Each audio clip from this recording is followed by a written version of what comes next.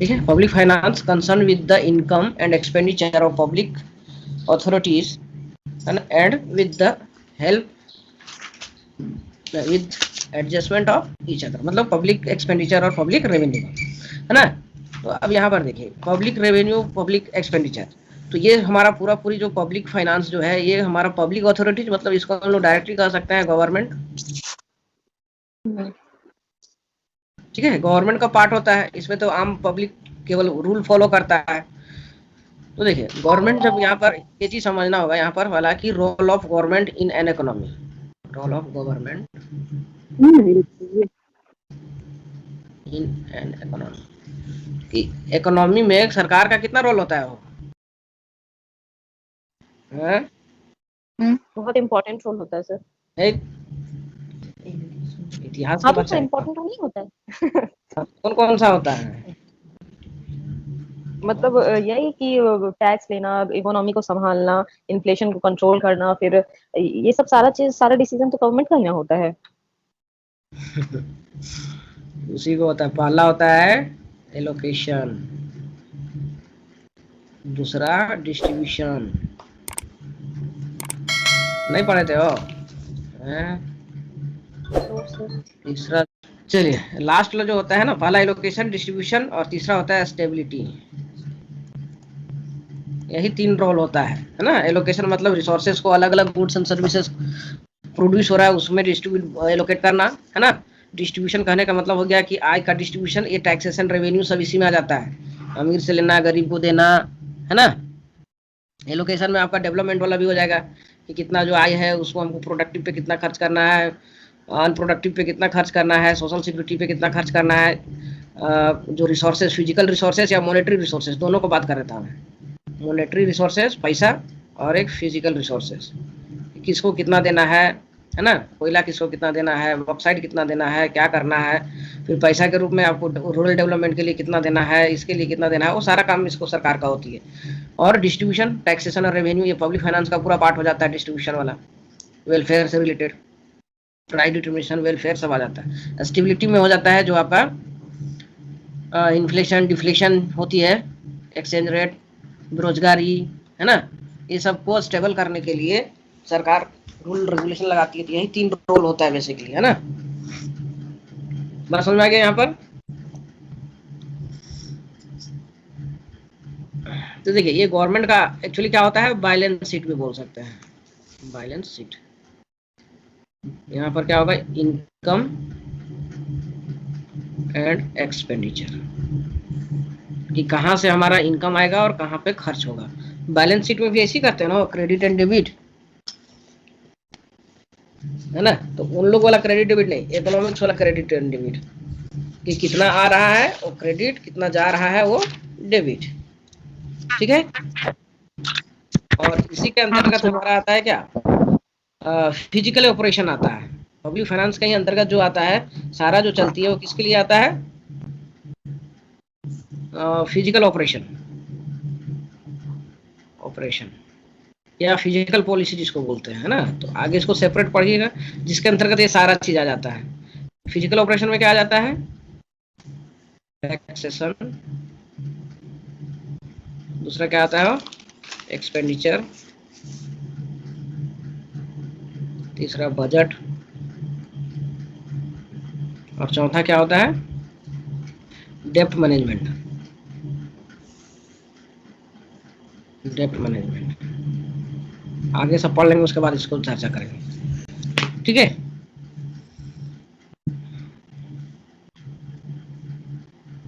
अब देखिए M of public finance क्या होता है, एम ऑफ पब्लिक फाइनेंस,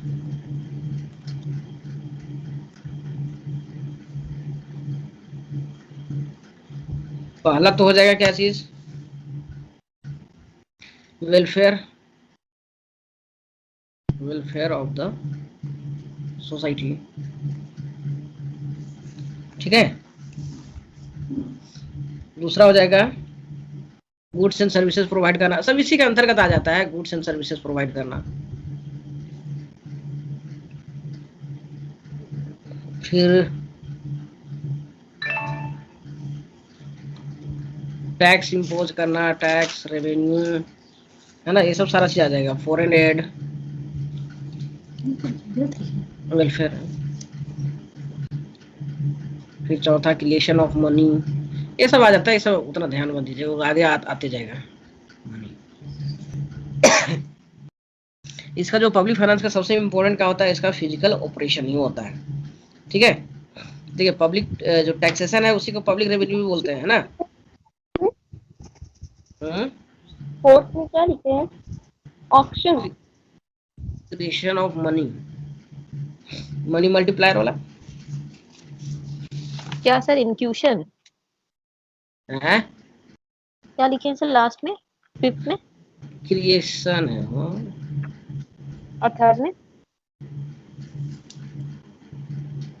पहला है welfare of the society, goods and services provide करना, tax revenue and expenditure. Foreign aid मतलब कि इसमें बोरो करना, है ना, डेप्ट मैनेजमेंट सारा आ जाता है उसमें। Creation of money, money multiplier, इतना इन्वेस्टमेंट करेंगे तो इतना जो होगा पैसा क्रिएट होगा।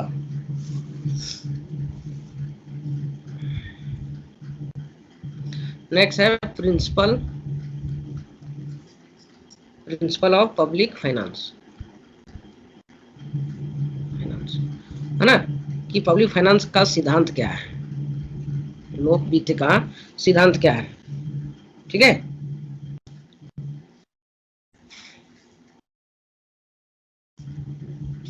तो जो उसका एम होता है ना, वही इसका प्रिंसिपल होता है। ठीक है, तो क्या होगा, the fundamental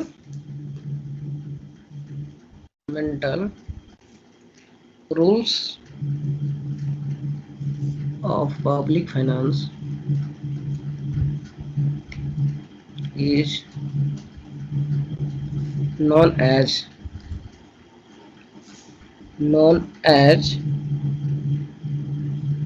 maximum social advantage, maximum social advertisement, या इसी को हम लोग बोलते हैं maximum net social advantage, maximum net social advantage.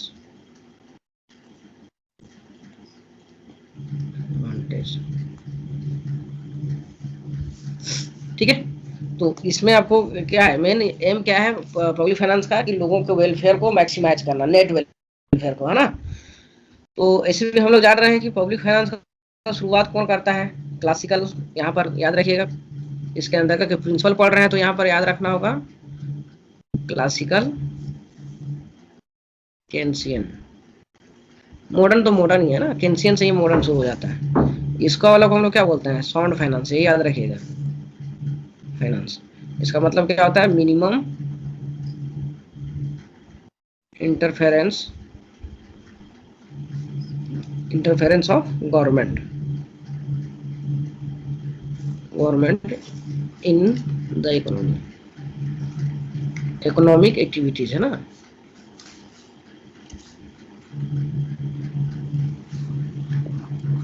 और इसमें क्या होगा, इसका जस्ट उल्टा हो जाएगा, हेवी, मिनिमम की जगह पर मैक्सिमम हो जाएगा, यहाँ पर मैक्सिमम या हेवी गवर्नमेंट इंटरफेरेंस। तो देखिए शुरुआत पब्लिक फाइनेंस का कौन करता है, डाल्टन, है ना। और पॉपुलराइज कौन करता है, भाई पीकू, है ना।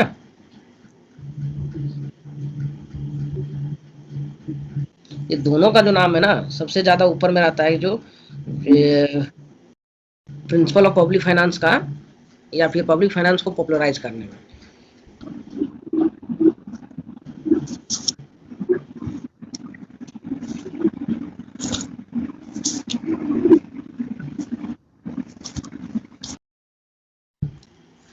सोशल मैक्सिमम एडवांटेज, ये भी तो एक थ्योरी है ना। हाँ, ये इसी के अंतर्गत आता है। तो इसमें सबसे पहला जो आता है वो किसका आएगा, डाल्टन का, है ना। डाल्टन का आएगा क्या, सोशल एडवांटेज,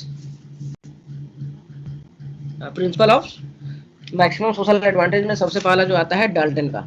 तो डाल्टन क्या बोलता है ना, यहाँ पर देखिए एक चीज याद रखिएगा, सब चीज समझ में आ जाएगा कि सरकार के पास अपना कुछ तो है नहीं, एक तो टैक्स लगाएगा, फिर वो दूसरा एक्सपेंडिचर करेगा, रेवेन्यू आएगा, अदर अदर चीज को यहाँ पर कांस्टेंट मान के चलता है। तो टैक्स अगर लगाता है तो इससे क्या होगा, डिस यूटिलिटी उत्पन्न होगा लोगों का, ठीक है, और इससे यूटिलिटी होगा, है ना। स्कॉलरशिप मिलेगा तो आपको बहुत मजा आएगा, और आपका टैक्स लगेगा आपके ऊपर तो सजा होगा, लेकिन सरकार तो दोनों काम करना पड़ता है, ठीक है।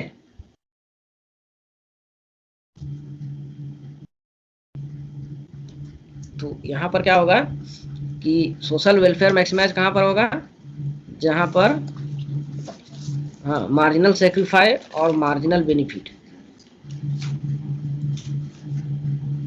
दोनों बराबर होगा,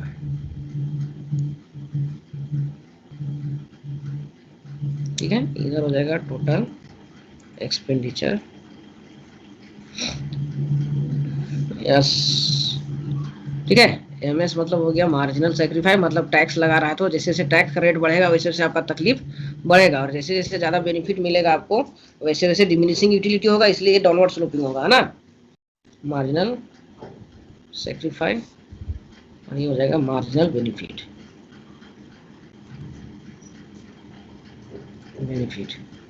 ये दोनों आपको समझ में आ गया डाल्टन का। और पीगू के अनुसार वेलफेयर, पीगू दूसरा क्या है, पीगू, तो इसका बेसिकली वेलफेयर से रहता है। ये बोलता है कि नेशनल इनकम अगर इंक्रीज करेगा, नेशनल इनकम इंक्रीज करेगा और साथ में क्या होना चाहिए, विथ प्रॉपर डिस्ट्रीब्यूशन,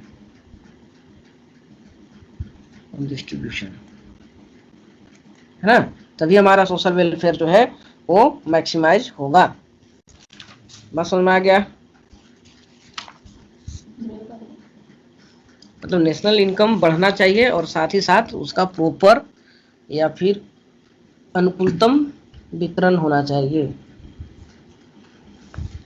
ऐसा नहीं कि अगर इनकम बढ़ रहा है तो इनइक्वलिटी भी तो बढ़ने का चांस ज्यादा रहता है ना। तो इनकम इनइक्वलिटी कम होगा कैसे, जब आप प्रॉपर डिस्ट्रीब्यूशन कीजिएगा तब। नेक्स्ट जो है वो किसका है, मुस्करेव का।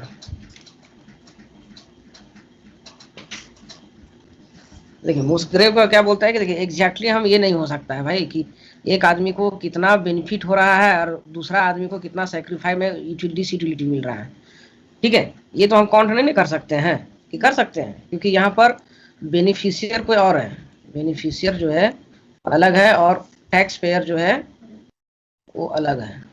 तो हम दोनों को कंपेयर नहीं कर सकते, बराबर हम नहीं कर सकते। हाँ, दोनों का गैप इक्वल होना चाहिए।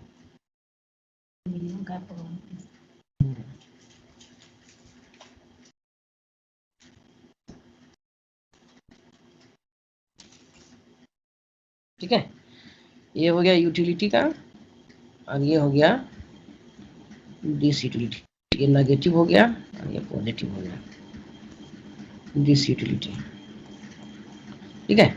या फिर अगर इसको हम लोग मार्जिनल बेनिफिट भी बोल देते हैं और इसको मार्जिनल सेक्रीफाइस भी बोलते हैं। तो ये दोनों का जो होता है ना gap, gap between marginal benefit and marginal sacrifice will be equal, ये इक्वल होना चाहिए, ठीक है। बात समझ आया। इसमें मस्ग्रेव वाला नहीं आया इतने अच्छे से। देखिए हम एग्जैक्ट नहीं ना कर सकते हैं, कि कहने का मतलब है कि एक व्यक्ति को टैक्स लगा है ना और दूसरा को आपको स्कॉलरशिप मिला है, तो हर व्यक्ति, एक व्यक्ति का रहेगा तो चलो भाई हम लोग माफ भी सकते हैं किसी तरह से, लेकिन अब टैक्स पेयर 1000 को है और एक्सपेंडिचर वाला 1000 को है, जैसे कि देखते हैं ना गवर्नमेंट पब्लिक एक्सपेंडिचर करती है, किसी को अच्छा लगता है किसी को नहीं अच्छा लगता है, देखते हैं ना सरकार को दो तरह से घेरता है ना, एक वो उसका सपोर्टर हो जाता है और एक अपोजिट हो जाता है। तो ये कहना गलत है कि दोनों का हम कैलकुलेट ही नहीं कर सकते। हाँ, एवरेज हम देख सकते हैं कि भाई इसका जो जितना लोगों का एवरेज बेनिफिट मिल रहा है उतना ही एवरेज डिस यूटिलिटी भी मिल रहा है, ठीक है। तो इसको यूटिलिटी और डिस यूटिलिटी दोनों का बीच का जो गैप है, यहाँ तो जीरो हो जाएगा, जीरो वाला पोजीशन ये हो गया MB minus MS equal to क्या हो गया, जीरो। तो ये जीरो कर दिए यहाँ पर, तो जीरो तो होगा नहीं, तो इधर जितना आपको बेनिफिट हो रहा है उतना ही सेक्रीफाइस इधर भी होना चाहिए, है ना। यहाँ पर देखा जाता है ना कि जैसे कि हम टैक्स लगा रहे हैं तो टैक्स लगाने से लोग नाखुश कितना है, और इस टैक्स को अगर हम एक्सपेंडिचर कर रहे हैं, ठीक है, तो उससे लोग खुश कितना है। तो ये दोनों खुशी, हंसी खुशी और तकलीफ वाला बराबर होना चाहिए। तो सर यहाँ भी तो दोनों बराबर हो गया, मार्जिनल सेक्रीफाइस और मार्जिनल बेनिफिट। गैप बराबर हुआ है ना, ये गैप वाला याद रखिएगा ना। Yes sir. ठीक है, वहां तो इक्वल टू हो जाता है ना, वहां गैप थोड़ी रहता है, जीरो गैप होता है, वही जीरो गैप दिखा रहा है ना वहां पे। तो जीरो गैप, बस यही अंतर है कि जीरो गैप नहीं होगा। और किसी को कोई दिक्कत यहाँ पे?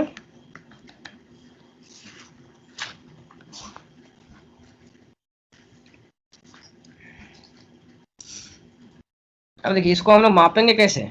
Measurement of social advantage.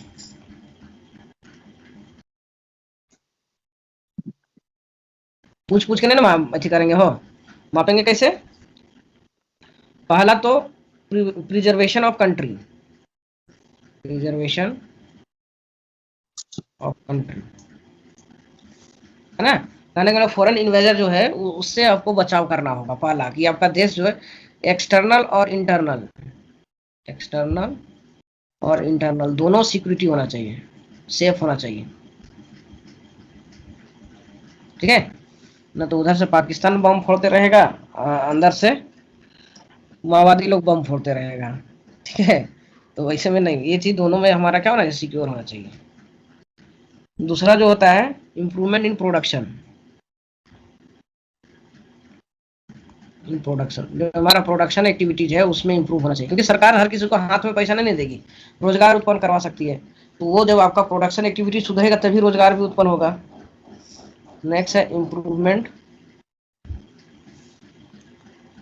In distribution,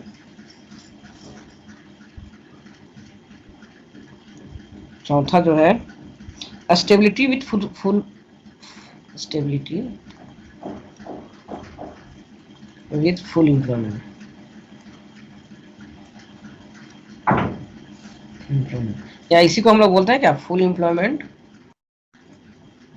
employment with price stability.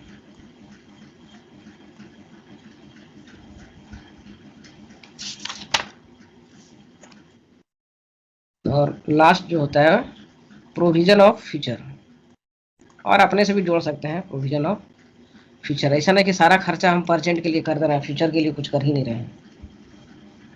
और इसके लिए आपको क्या करना होगा कि जो आपका रिसोर्सेस है उसका बेटर यूटिलाइज करना होगा, मतलब पीपीसी। ठीक है, अंडर नहीं, कम से कम यहाँ पर होना चाहिए। ठीक है, इसको पढ़ा भी चुके हैं, इसी में आपको ग्रोथ में भी पढ़ा चुके हैं। शिफ्ट कैसे करेगा, है ना, जो डेवलपिंग कंट्री है उसका समस्या क्या होगा यहाँ, और जो डेवलप कंट्री होगा वो इसको शिफ्ट कैसे करेगा। तो दोनों को बता दिए थे कि इसको इम्प्रूवमेंट करना पड़ेगा टेक्नोलॉजी इन्वेस्टमेंट में, तब यहाँ पर आएगा, और जो डेवलप हो गया है वो अपना टेक्नोलॉजिकल या रिसोर्सेज को बढ़ाएगा। Provision of future. अब देखिए, अगर सही से इनकम डिस्ट्रीब्यूशन नहीं होगा तो आपका क्या होगा, इनकम इनइक्वलिटी हो जाएगा। अगर देखिए यहाँ एक चीज याद रखिएगा आप लोग कि नेशनल इनकम अगर बढ़ रहा है ना, और पर कैपिटा इनकम भी बढ़ रहा है आपका, तो इसका मतलब ये नहीं हुआ कि आपका वेलफेयर भी बढ़ेगा, है ना। तो बढ़ना ना चाहिए सर, नेशनल इनकम बढ़ रहा है, पर कैपिटा इनकम बढ़ रहा है, तो वेलफेयर तो बढ़ेगा ही। देखिए, पर कैपिटा इनकम क्या है, ये मैथमेटिकल एवरेज है कि नेशनल इनकम बटा टोटल पॉपुलेशन, यही है ना जी। ये तो नहीं बताएगा कि गरीब को कितना मिल रहा है, अमीर को कितना मिल रहा है, वो एग्रीगेट बता देगा। नेशनल इनकम तो आपका टॉप हो सकता है ना, जितना आया उसको कैलकुलेट कर दिया। 10 इंडस्ट्रियल जो है वो आपका बढ़ गया, है ना, उन लोग का प्रॉफिट बढ़ गया, ये भी बढ़ जाता है। तो यहाँ पर क्या होता है कि हमारा डिस्ट्रीब्यूशन सिस्टम यहाँ पर आता है, डिस्ट्रीब्यूशन। तो या तो इक्वल डिस्ट्रीब्यूशन हो सकता है या तो इनइक्वल, है ना। तो इक्वल होगा तो यहाँ पर क्या होगा, आपका एमपीसी बढ़ जाएगा, और अनइक्वल में होगा तो यहाँ पर एमपीएस बढ़ेगा। ठीक है, तो एमपीसी बढ़ेगा तो वेलफेयर भी आपका क्या होगा, बढ़ेगा, और इसमें क्या होगा, वेलफेयर घटेगा। क्योंकि यहाँ पर सब क्या आ जाएगा, मिडिल इनकम ग्रुप आ जाएगा ना, इक्वल अगर करेंगे तो। बात समझ में आया? मेजरमेंट किसे करते हैं? लॉरेंथ कर्व, दूसरा है गिनी कोएफिशिएंट।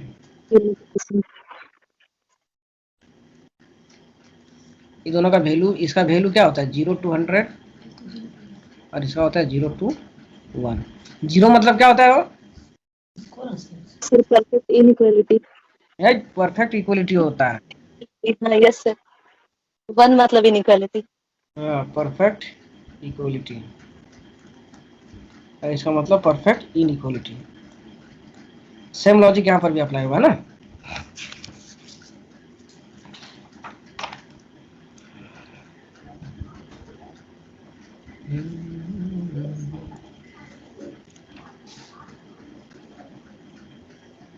नेक्स्ट है आपका पब्लिक एक्सपेंडिचर।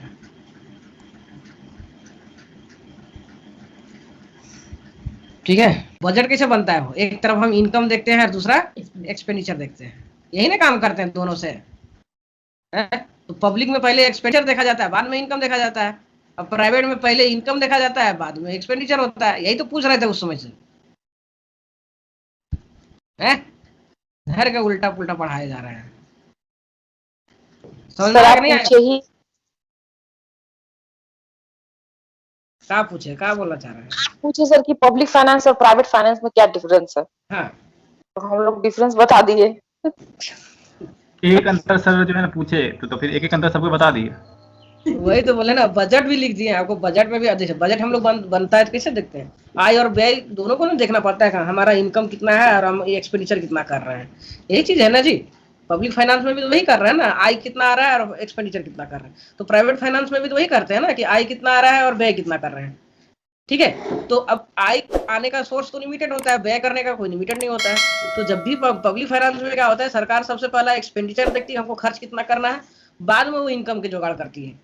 जबकि प्राइवेट का उल्टा होता है कि पहले वो अपना इनकम देखती है, बाद में वो एक्सपेंडिचर करती है। समझ में आया बात कि नहीं?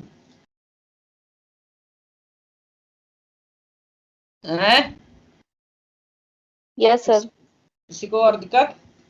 एक और अंतर बताइए दोनों में। दूसरा चीज है कि ये उधार देशी और विदेशी दोनों से ले सकता है ना। ये अपना बोरो जो है, अपना एक्सपेंडिचर को पूरा करने के लिए ये लोन जो है ना, बोरो इंटरनल और एक्सटर्नल दोनों ले सकता है। ये जबकि इंटरनल ही ले सकता है।